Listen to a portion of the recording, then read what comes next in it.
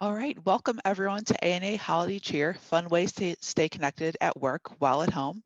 I'm Sarah Hale. I'm part of the ANA Associate Board, and I'll be moderating today's event. Just a few notes before we get started. This is not a standard webinar format, as you might have noticed, and that was deliberate on our part because we want this to be interactive. We're not going to mute our lines from our side, but ask that you please do so until later in the session, until we join our breakout groups to give our speakers our uninterrupted time and attention. If questions arise, please add them to the chat so that we can share them with the speakers. And now I'd like to introduce Jacque Patterson, EVP of the Employee Engagement Practice at August Jackson. She's the leader of the agency's employee engagement practice, where Jacque helps clients navigate major organizational change and enhance the employee experience. With experience in both consulting and internal talent roles, she's worked with organizations in industries ranging from insurance to construction. Also joining us is Allie Keller, Senior Director of Operations at Improveit. Allie is an improviser, writer, director, and improv coach who has studied at Northwestern and the Second City Conservatory, among others. She has over 10 years of experience in corporate training and development and design, and is active member of the Improveit team as the Senior Director of Operations. And now turning things over to Jacque. Thank you, Sarah, and hello, everybody. It's nice to be here. Thank you for having me. As Sarah mentioned, I work with organizations all the time on their culture and ideas related to improving culture and driving culture. And I kind of consider myself a self-proclaimed culture geek. I love it. I read about it. I'm sort of obsessed about it. I study it, and it's a really fascinating thing. And as we think about today, I know today is thinking about fun ideas, which I can't wait to get into. But before we dive into that, I wanted to tee up some conceptual stuff around culture and just sort of share some of my thoughts around why culture is important. These types of ideas that we're talking about are really important to driving culture.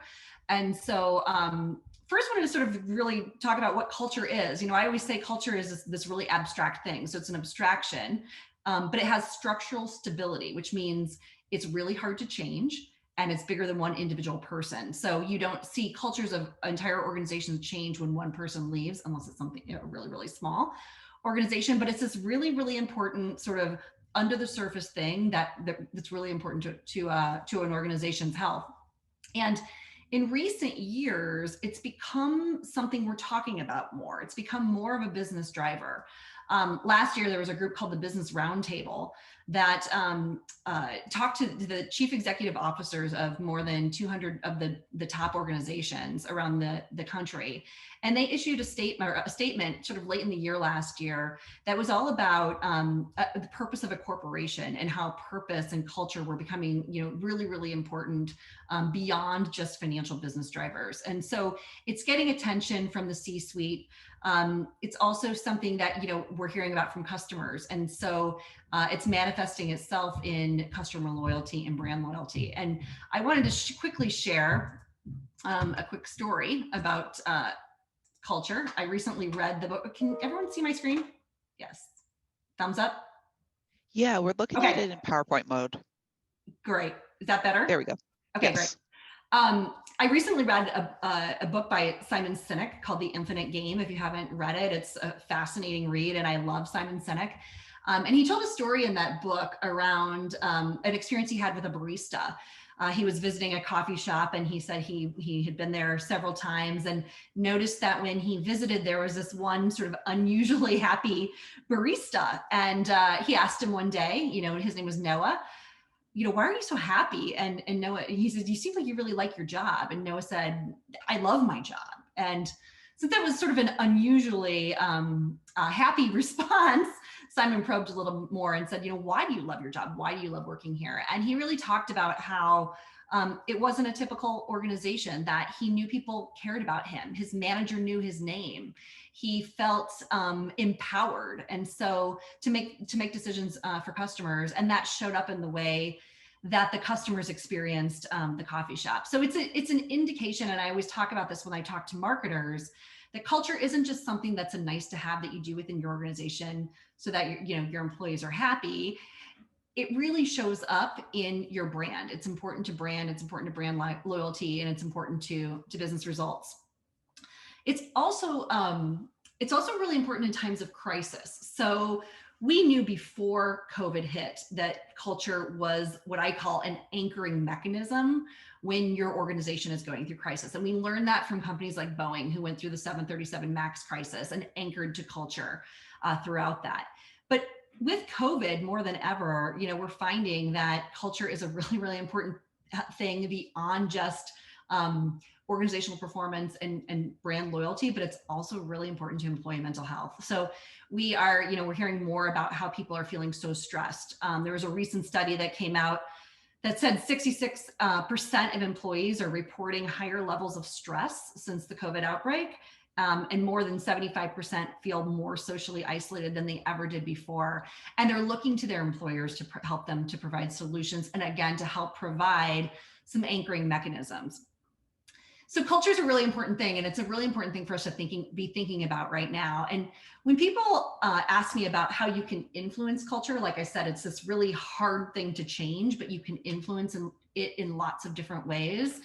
I point to this model. This is a model that we use with our clients, and when we talk about organizational culture and how you influence it, right? I have companies that come to me saying, "I want to have a culture of innovation." Okay, well, how do you make that happen? You start with the why. So anytime I'm asked that question, I ask, what are you trying to drive? What's your intent? What's the why? And we put that sort of in the middle of this circle and think about purpose. And then we go around and look at what we call the people practices. So things from the talent that you're hiring, the development programs that you have in place, what you're doing to grow people within your organization, the structure, how decisions are made, how you're communicating, how you're recognizing and rewarding people. And you look at all of those and you want to make sure that those are working in concert together to really drive a culture that's aligned with the purpose that you've stated. So we always start with why. So when we think about interesting ideas, we use it as a springboard for creative and fun activation ideas. And that's really where the fun starts. And what Allie's going to be doing today when we talk a little bit more is talking about how you can use some really interesting ways to bring these activations to life. So when we think about holiday parties and the end of the year and holiday cheer, that's a really, when I look at this, I sort of put that into the recognition and rewards and communications buckets. So how can we use these upcoming events and opportunities as a way to influence the culture that we're looking for? So my sort of key point in all of this before we get into the fun activation ideas is start with why. Think about what's most important and what you're trying to drive, and using that as a springboard to start to unleash some creativity. So with that, I will turn it over to Allie to talk a little bit more about the creative ideas and some of what I call the fun stuff, so we can start talking about how we might bring some of these ideas to life. Thank you, Jackie. And I'm going to do the thing where I now have to bring up my PowerPoint and share. So hold on 1 second. And are we there? Yes, looks all perfect. Right. Seamless. Awesome. Well, I love that insight, and I totally agree on starting with why. So my name is Allie. I'm really excited to be here to talk about how you can go from why to how with how you're engaging your employees with the holiday parties and all of the activities that you're doing. I know we're all in a new world here where we're either all virtual or mostly virtual. So internally at Improve It, we've been doing some really unique and fun ways to engage our internal staff and also helping our clients to engage their staff as well. So I just want to share some best practices and quick tips that you can actually start thinking about and implementing pretty immediately. And just really quickly, Improve It is a small business, so not everyone's heard of it. So just to give you, I know there was background on who I am and what I do, but we do this for a living. We come into organizations and provide super high energy, laughter-filled workshops using improv. So getting right into it, I'm going to go through really quickly 3 tips to engage your team during holiday events and other events. So tip 1 is going to be include everyone. I'll talk a little bit more about that. Thinking outside the box, and then continually checking in on your group.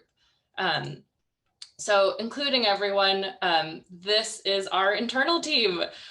So the first question you should ask yourself after you've figured out your why, think about who is on your team.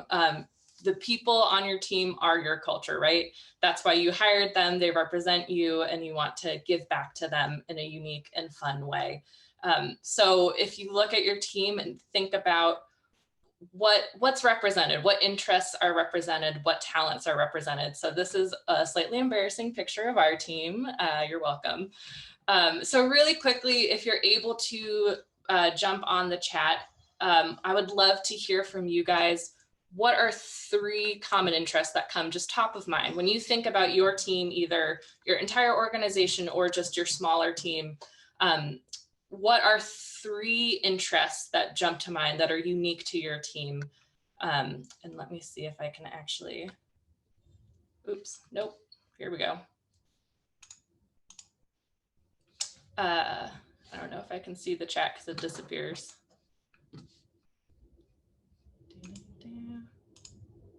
There we go. So if you want to write that in and get the creative juices flowing, the idea at the end of this is to be able to go into breakout rooms and talk through what your ideas are for all of your holiday parties and engagements. So go ahead and type that in, and hopefully we can all get some inspiration from each other. So this is our internal team. Like I said, when I was thinking about what is unique to our team, we have a couple of bakers, especially now that quarantine is happening. We're getting really into baking. So Jen and I are bakers, and we like to chat about baking. Of course, we're all comedians as well. So comedy is something we all have in common. And then in a weird way, we're all really into show tunes. It's actually like a part of our Slack channel. We have a Show Tunes Friday Slack channel. So today is Friday, so if you're into show tunes, I recommend listening to some, but we share with each other. And when we were all in the office together, we used to sing together. It was very bad.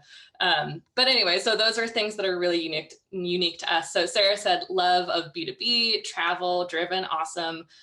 Jackie says pets, music, cooking. Julia says woodworking, biking, pop culture. Yeah, there's so much you can do with that. Tech, cooking, and fitness. I love it. Yeah. Cooking is a really big one. I think everyone's getting really into to cooking. Oh, total admiration for our boss. That's a great one. that's the best commonality to have. But anyway, so I just wanted to show a way for you to start brainstorming who's on your team and what's represented there, so you can really get into the culture there. And then thinking outside the box. This is where the improvisers shine. Get creative with your engagement. So how can you not just say, not just bring everyone in on a virtual conversation and say, let's talk about this thing. What's a creative way that you can engage with everyone and get everyone to actually actively participate in the event you're planning? So if I'm thinking about our top 3, baking was one. So perhaps we have a company-wide bake-off. If comedy is one of my commonalities, maybe you bring in a comedian or an improv troupe. And then show tunes, we could do a sing-along. We could share songs with each other. That's something just to be a little bit more different instead of just kind of showing up and listening. We can all engage with each other. And I just wanted to share a couple of fun activities that help me when I'm in a creative rut. One activity that we do in our workshop is called Outside the Box. Not very outside the box on that naming, but here we are. So Outside the Box is an activity we do with partners. And truly, you have one partner point at a thing. So I'm pointing at my computer screen, and the other partner has to say anything it is that it isn't. So if I were pointing at my computer screen, my partner might say, that's an elephant. And you're like, great, that's an elephant. And you point at a new thing, and they have to say something that it isn't. It seems really silly, but it's really fun, and it gets your brain out of that box it's in. It gets you to think outside the box, literally, and get the juices flowing. Another thing that I like to do is lists of 10. So if I'm ever stuck writing or creating something and I just don't know where to go, I just take a blank sheet of paper and I write down 10 things that I could do with that problem. So if I'm thinking of areas of our company that I want to use as inspiration for my holiday party, I'm just going to take a piece of paper out and write 10 things that we like, and really no judgment in that list. Just go for 10 lists. And then once you get done, I like to look back and then you can evaluate from there. So that's just kind of a way to open up your mind. And then keep checking in. So constant communication, both with your employees as they're working, of course, is really important. And then if you're doing these virtual gatherings on Zoom or whatever platform you have, make sure that you're using things like this chat box, or keeping the video on or audio on if you can, or doing breakouts to be able to let people actually interact with each other and talk with each other and enjoy the event by contributing. So some really easy questions to ask if you're having trouble getting people to participate or add in is asking these kind of very, not softball questions, but easy questions to answer. So it feels less threatening and people feel more empowered to talk. So things like, on a scale of 1 to 10, how do you feel about something? By a show of hands, who has ever seen an improv show before? Things like that. Get people moving. Yeah, there you go. So it gets people moving. It gets people answering your questions. And so when you ask bigger questions, they're more likely to jump in. It's also helpful to do physical icebreakers. So we do something called Shake It Out. If you've ever done improv before, you've done Shake It Out. It's really just on screen. We have everyone on the screen and we shake out our limbs in a certain way. You can also do a group stretch. Again, it might feel a little weird, but it gets you physically moving so that you're able to start communicating and you feel ready to join in. And Ryan said Zoom polls are great for this. Yeah, polls are awesome. It's an easy way to kind of ease in to communicating and contributing. So anyway, those are my tips. I hope there were some things that sparked some interesting thoughts. We are going to go into breakout rooms to talk about what we've been talking about. I know Maggie's going to set everyone up with a different breakout room, but we're going to network and talk about what your ideas are for your holiday party. All right, I think we have most people back from the breakout sessions. All right, Jacque and Allie, do you want to facilitate a discussion just so we can regroup a little bit from those sessions? Sure. I mean, I'd be interested to hear some of the top ideas that people came up with. And, I can speak to the group that I was in with Ryan and Carrie, and I'll just share a couple of our high level ideas, and then I would love to hear from others. But we talked about a few things, and one was sort of this, we started saying, what's the why? What are we trying to achieve? And, is it a nice evening out? Is it involving family, right? What is it? And we all sort of had different things that we were bringing to the table around that. And so we talked about doing, or the ideas that we ultimately got to were things like creating a nice evening at home with a significant other, right? My holiday party includes spouses. And so we talked about a box that arrives at your house that has, wine glasses and a bottle of wine and cookies and maybe a Grubhub gift certificate where you can get something really lovely for dinner. We talked about trivia, how people love to do trivia evenings and trivia nights, and using some different tools like Kahoot and Jacque to facilitate that in maybe a fun and interesting way. And then one of the ideas I loved, was gathering recipes, again, kind of with getting, people together at home, gathering recipes, and maybe even creating a recipe book, and then sending people a gift certificate to buy the ingredients, and then they can share out their creations afterwards. And we even thought about the recipe book as this really kind of interesting artifact that you might have years from now when you say, oh my gosh, do you remember that in 2020, that holiday party when we had to, everybody was at home? So that's sort of what our conversation was centered around. And Ryan, did I forget anything? I don't think so. I think that sounds great. Okay. Well, I'm just going to sort of pass the ball, and I'm looking at, I don't know who was in what group, but maybe Lauren, sorry, not to put you on the spot. Do you want to share any sort of interesting ideas that came out of your group? Yeah, I guess I was most interested. So Elizabeth was saying how her team's always been virtual, rather than they had started in an office and then had to have this kind of transition. And so how do you stay engaged? And then to Allie's point, which I thought was great, is, I mean, it was, you know, they were talking about doing fun, silly kind of dance-offs. So just seeing that, getting, I guess, you know, being able to do more active virtually was really great to see. And then it wasn't just like this, oh yeah, that's an idea, but it actually works. I liked that. And then, you know, she also brought up a great point, and to your point is have to kind of, what's the goal, but also know your audience. And so one of the things I had asked Elizabeth was, you know, does the dancing actually work? And she said, it's a small, you know, it's not like it's 100 people on that are dancing on a video chat. It's 6 people. And so knowing that they're engaged and they want to do this, that's a perfect icebreaker. Great. I don't know if I missed anything else, Elizabeth or Julia, if you wanted to chime in.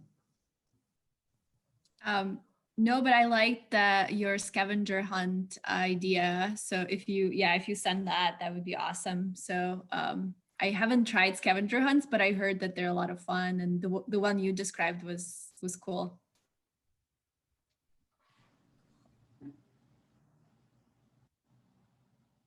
Allie, do you want to talk about your group?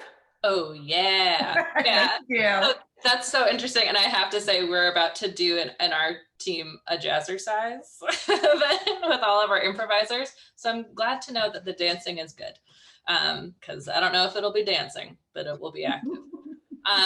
So one thing that we talked about in my group, which I thought was really interesting, was the idea of engaging people from different generations. So Vera works with a lot of older people, Holocaust survivors, and older people who aren't tech natives or aren't always interfacing with technology the way that we might be on a daily basis. You know, Zoom is just kind of like second nature at this point. So figuring out ways, you know, she was talking about how she acts as a conduit for everyone to make sure everyone, you know, knows who's talking, and meeting them where they are technology wise, which I thought was really great and important. And one thing that I brought up too in our conversation, I had heard in a separate group mind type situation, an HR leader was talking about how she was hearing feedback from her team that not no one, but people didn't necessarily want to be on video anymore, which I totally get. I think Zoom fatigue is real. Video fatigue is real. So she created an engagement for Halloween. It's a costume contest where they use their Slack channel so you can post pictures. So it's not, you have to be dressed up at a certain time and in a certain way. You can kind of at your leisure post a picture. It allows people who are dealing with, you know, caretaking for kids and things like that. It allows them to participate when they can and how they can, and be creative about that. So I thought that was a really great way to, again, meet people where they are in terms of ability and want to engage. But yeah, I don't know if there were other groups. Well, I'll add in something. Sorry. Yeah, go ahead, Dakota. I was going to say, we, I don't know, I think it kind of answers the why question, but also it's certainly a part of the culture question of who we are. And, you know, Ernest shared this, but knowing some of the other folks at MacGuffin, I think his word was that they have kind of a quirky sense of humor. And they had a drag queen host one of their trivia events, which I think is awesome. And I want to try to steal that idea. But the whole notion of just bringing in something unexpected, you know, someone to play the role of host or MC in that way, that can be a structurally beneficially cool thing too. And that got me thinking just about like talent traits. You know, if we do something, maybe it's kind of, it should be a talent show amongst the staff. We've got a figure skater on our team, so maybe she'll record herself at the rink and play that for all of us.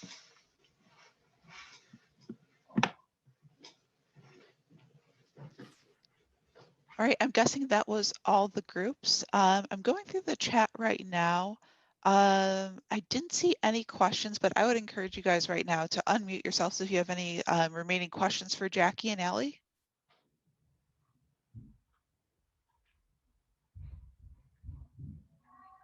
All right, didn't hear any questions. So I just wanted to thank both of our hosts for joining. Thank everyone who attended today. Really appreciate the time. I also encourage everyone on the line to check out our upcoming event, Creating Powerful Marketing Plans in a Pandemic. So we're going to have senior leaders from Northwestern's Kellogg School, West Monroe Partners, and Zebra Technologies. They'll highlight best practices for marketing during a pandemic, and you don't have to be CMO level at all to attend. It's geared toward all levels. So go to chicagobusinessmarketing.net to register. And thanks again for joining. We'll see you all soon. Thank you. Thanks. Thank you. Bye. Thanks. Bye, everyone. Have a great day. Bye-bye. Bye.